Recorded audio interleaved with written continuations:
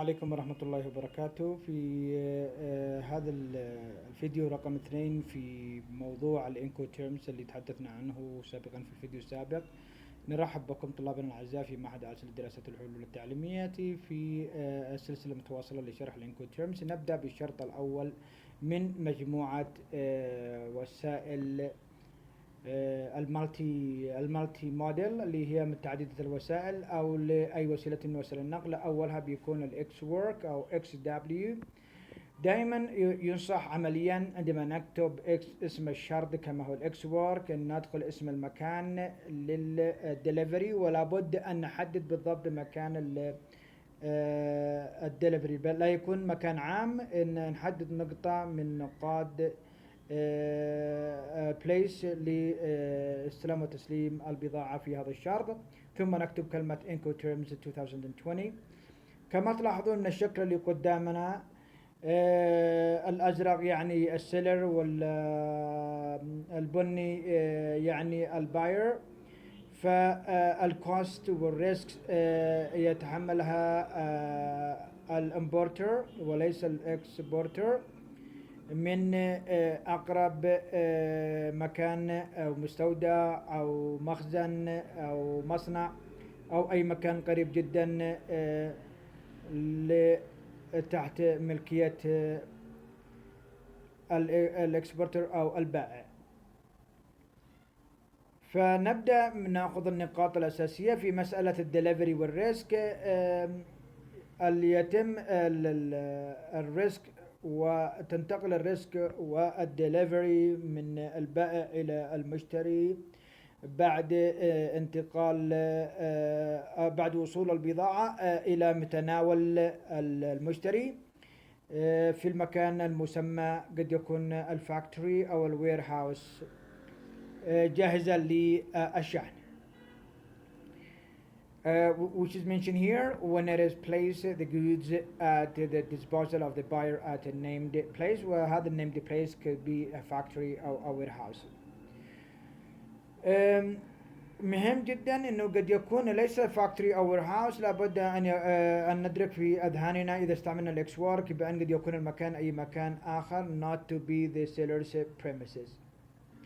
كما تلاحظوا بالشكل هناك يتم الدليفري والبضاعة جاهزة not loaded وليس محملة. For delivery to occur the seller does not need to load. ليس متطلب على السيلر بتحميل البضاعة إلى عربة تحصيلها أو نقلها إلى ميناء المغادرة. كذلك is not responsible for clearance. الموديل ترانسبورتيشن it is multi model، يعني أي وسيلة من وسائل النقل كما تلاحظون في الصورة.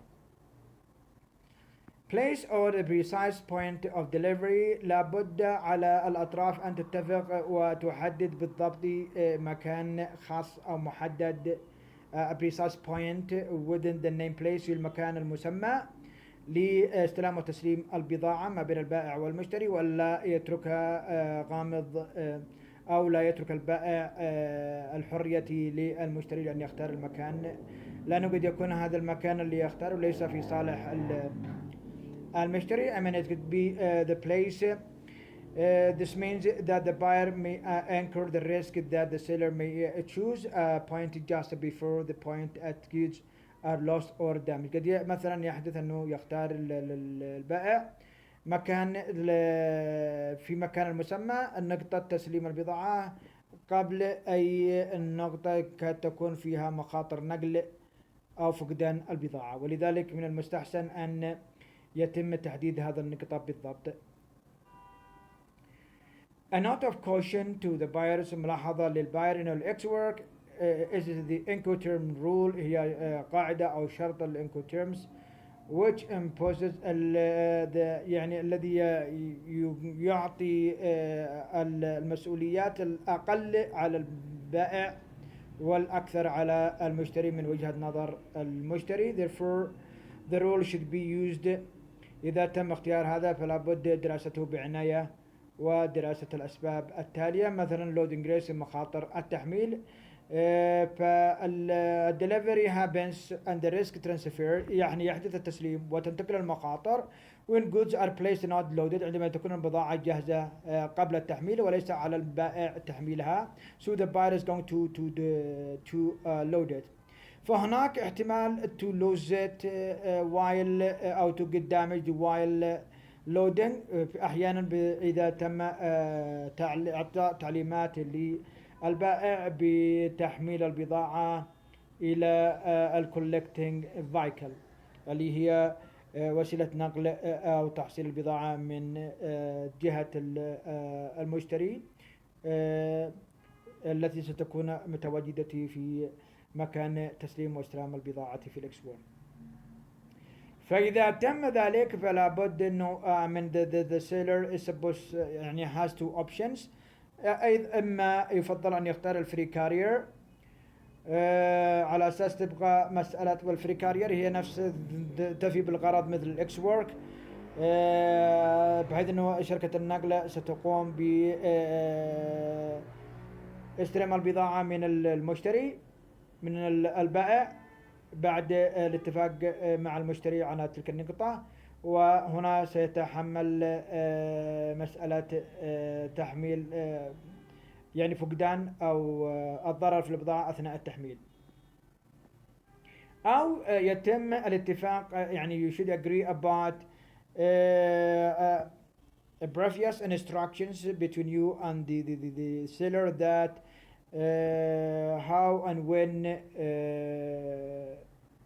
to upload the goods. الاكسبورت كليرنس كما نعرف انه يتم تسليم البضاعة قبل the goods are shipped يعني في the seller's premises or a named place typically بيكون local place وبيكون تحت بلد البائع وبيكون الكاستمز اللوكال كاستمز يونيون of the seller ولذلك he has no obligation I mean the seller has no obligation to organize export clearance or clearance within the third country ولذلك in Exwork may suitable for domestic trades فقط يعني بيكون أفضل للنقل المحلي. If necessary here we have to also agree about a free carrier. نأتي إلى الأوبليجيشنز الالتزامات ما بين البائع والمشتري ودائما بيكون عندنا جانبين من الالتزامات كل التزام بيكون مرآة للالتزام الآخر فمثلا A1 is mirroring B1 A2 is mirroring B2 فدائما نبدأ بالجنرال obligations والجنرال obligations for buyer general obligations for seller. The seller must provide the goods and the commercial invoices I mean the documents conformity with the contract of sales وفق شروط المتفق عليها في شروط العقد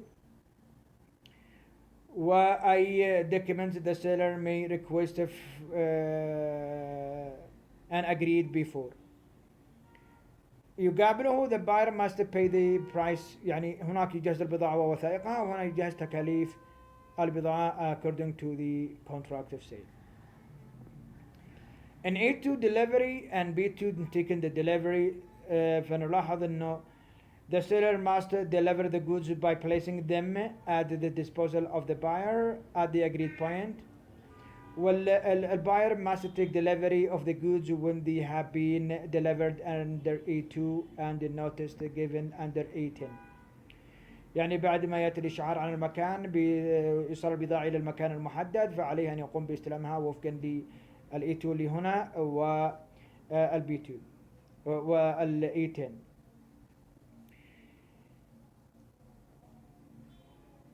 في الترانسفير اوف ريسك يعني the seller bears يعني يتحمل الريسك of the loss or damage of goods until they have been delivered إلى قبل تسليمها والترانسفير اوف ريسك تنتقل بعد تسليمها under A2. A4 the carriage والcarriage no one of them is obliged to arrange for carriage لكن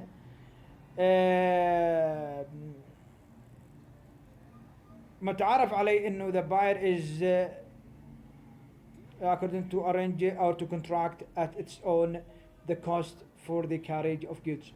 فالseller has no any obligation in this point. ولكن إنه الseller must provide the buyer the buyer's request, risk and cost بالمعلومات including the transport related security و any requirements information that the buyer needs for arranging the carriage. يعني لا يبخل عليه بأي نصح أو بأي معلومات تساعده في مسألة شحن البضاعة بالذات فيما يتعلق بسياسة النقل المحلي لتلك البلد وما هي يمكن المخاطر التجارية أو المخاطر النقل اللي يمكن أن يتعرض لها المشتري خلال شحن البضاعة من ذلك المكان. E5 and B5 هنا the seller has no obligation ما فيش عليه التزامات ولكن as we said he can give any information that will help the buyer obtaining the insurance and the buyer المشتري has no obligation to make a contract of insurance. Delivery transport document, the seller has no obligation to the buyer. Proof of delivery, the buyer must provide the seller لابد أن يزود البائع with appropriate evidence بدليل of having taken the delivery باستلام البضاعة. Export and import clearance export and import clearance نلاحظ انه where applicable إذا تم الاتفاق عليه the seller must assess يساعد الباير at the buyer's request بطلبا من المشتري للريسك والكوست in obtaining للحصول على أي document or معلومات information related to all export and transit and import clearance formalities للتخليص الجمركي للبضاعة. هنا the where applicable it's up to the buyer هو راجع للباير to carry out MP for export transit import clearance formalities فالمسألة عائدة له وإذا كان عنده إمكانه يهربها يهربها. Chicken and package and marking chicken packing and marking اللي هو التعبئة والتغليف والعلامات التجارية. The seller must pay the cost of these chicken operations اللي هي عملية فحص البضاعة كفحص الجودة والمقاييس والوزن والعدد وتكتب في قائمة اللابلينج والباكينج في البضاعة كما يطلبها المشتري. هنا the buyer has no obligation to the seller for this. Allocation of cost and allocation of cost اللي هي تبادل التكاليف أو تحمل التكاليف. The seller must pay all the cost related to the goods يجب عليه تحمل التكاليف المرتبطة بتجهيز البضاعة until they have been delivered إلى أن يتم تسليمها وفقا للمادة E2 والسم E2 و B9. The buyer's obligation, the buyers must pay all the costs related to the goods بعد إيش from the time they have been delivered under A2 وكذلك reimburse all costs ويتحمل كل التكاليف charges and occurred by the seller in providing assistance إذا قدم بمساعدة في معلومات أو تجهيز أي وثائق يتطلب من البائع من قبل المشتري في مثل التخليص أو ما يخص ذلك. 18 اللي هو notice of أو notification letters والnotification letters اللي رسائل الإشعار والإخطار من ما بين البائع والمشتري. The seller must give the buyer any notice needed to enable the buyer to take the delivery. لابد أن يبقيه بإخطار بزمن وأوقات محددة عملية ليتمكن المشتري من استلام البضاعة. وهذا الباير المشتري نفس الشيء لابد أن يتفق مع الباير على كيف ومتى يتم إشعاره ومدة المسموح بها للمدة ومكان استلام البضاعة. هذا ما يخص الشرط الأول. سوف نواصل شرح الشرط الثاني في الفيديو الثاني.